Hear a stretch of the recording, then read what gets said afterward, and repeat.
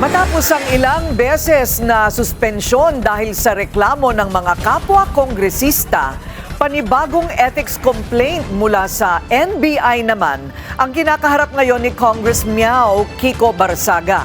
Expulsion na ba ang kasunod nito? Yan ang agenda report ni Isaiah Mirafuentes ng Abante. Live mula sa Batasan, Isaiah, so ano na ang kapalaran ni Kong Barsaga? Alam mo, Corina, mukhang masasabi na nating goodbye, Congress Miao Kiko Barsaga. Ngayong mga oras nga ito, Corina, nagpapatuloy ang talakayan sa loob ng House Plenary. Tinatalakay nila ang rekomendasyong inilabas ng House Committee on Ethics na patalsikin o expel si Congress Miao Kiko Barsaga bilang miyembro ng House of Representatives. Yan nga dahil, Corina, sa patong-patong na reklamo na kinaharap ng mga mambabata sa Ethics Committee. At kanina nga, Corina, nakita na natin siyang nag-ikot, kinamayan ng kanyang mga kaibigan at sabi niya, normal feelings and no pressure. Pasado alauna kanina, eksklusibong sabihin sa atin ng isang mapagkakatiwalaang source na ngayong araw raw ay posibleng mapatalsik na si Cavite Representative Kiko Barsaga dito sa Kamara. Past 3 p.m., nagpakita si Barsaga sa Kamara. Nakangiti pa rin, nag-iikot sa plenaryo, kinakausap ang kanyang mga kaibigan at kinakawayan ang bawat isa. Simbolo ng kanyang pamamaalam na bilang miyembro ng House of Representatives. Mag-aalas 6 ngayong gabi, sinimulang talakayin na sa Kamara ang report mula sa Ethics Committee, ang expulsion laban kay Barsaga. Sa talakayan, pinagtatanggol pa siya ng ilang mambabatas, kabilang na dyan si Caloocan Representative Edgar Irice. Paborito ko po si Kuli Desma. Sino ba ang tunay na baliw? Yung bang isinilang sa pag-iisip ay kapos? O gusto ang isip, ngunit sakim naman na lubos? Anya, truth hurts. Si Barsaga raw walang ninakaw, sadyang marami lang natamaan sa kanyang mga salita. Pero may ilan namang sumusuporta sa pagpapatalsik sa kanya. Hindi pwedeng puro paratang na walang maayos na ebidensyang inilalatag.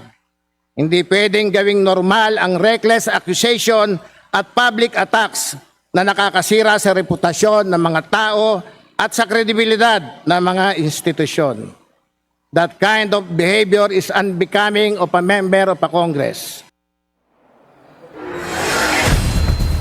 Sa mensahe sa atin ni Barsaga, tanggap na niya ang hatol sa kanya ng Kamara. Aniya, ang buhay ay weather-weather lang, sabay tawa. Sinabi rin niyang wala siyang pinagsisisihan sa lahat ng kanyang ginawa. Dagdag pa niya, mabubuhay siya at mamamatay para raw sa Pilipino at patuloy raw niyang ipaglalaban ang tinatawag niyang hustisya. Kurina, bago nga maganap ang talakayan dito sa Kamara kaugnay nga sa expulsion laban kay Representative Kiko Barsaga, kanina umaga nakita rin natin dito si NBI Director Melvin Matibag na kung saan nga naghain ng kanyang ethics complaint laban sa mambabatas. Yan naman ay dahil sa isang Facebook post ni Barsaga na sinasabi niyang nagpunta raw sa Senado ang ilang mga miyembro ng NBI noong magkaroon ng putukan para daw i-assassinate ang ilang mga senador na ayon kay NBI Matibag ito raw ay walang katotohanan. Ngayon nga, Corina, inaasahan na rin natin na posibleng magbotohan na ang mga miyembro ng Kamara para sa expulsion laban kay Representative Barsaga.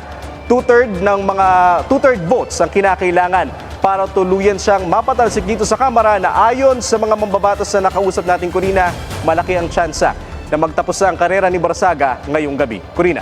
Ngayong gabi, talaga ba yan? Basta't parang napipiho na, it's a matter of time. Parang ganun, Isaiah. Corina, kanina may mga ilan na tayong mambabatas sa kausap. Actually, bago mag-start ng plenary session, mainit na yung usapan kaugnay sa expulsion. Ang sinasabi nila sa atin, parang sinasadya raw na hinabol ito sa mga huling sesyon. Kasi ito na, Corina, ang ikalawang huling sesyon bago nga matapos ang first regular session. So kung sakali man na magbobotohan sila ngayon, Corina, at makuha nga yung majority votes, posibleng ngayong gabi rin ay maideklara ng hindi na bahagi ng House of Representatives si Congress Miao Barsaga. Corina. Kaya na ba tayo, Isaiah, kung matanggal si Kong Miao, sinong papalit? Is it the first councilor? Sino na ang magiging kinatawan ng kanyang distrito?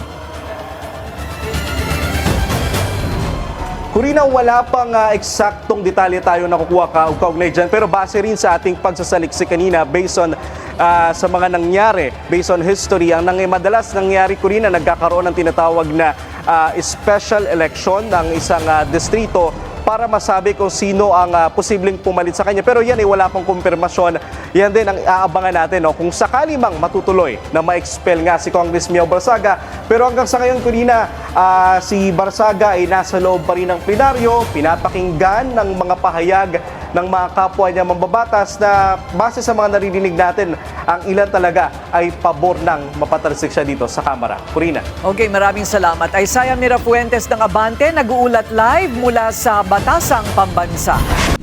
Manatiling nakatutok sa Bilyonaryo News Channel. Sumubaybay sa aming social media accounts at mag-subscribe sa aming YouTube channel para sa mga bago at eksklusibong balita.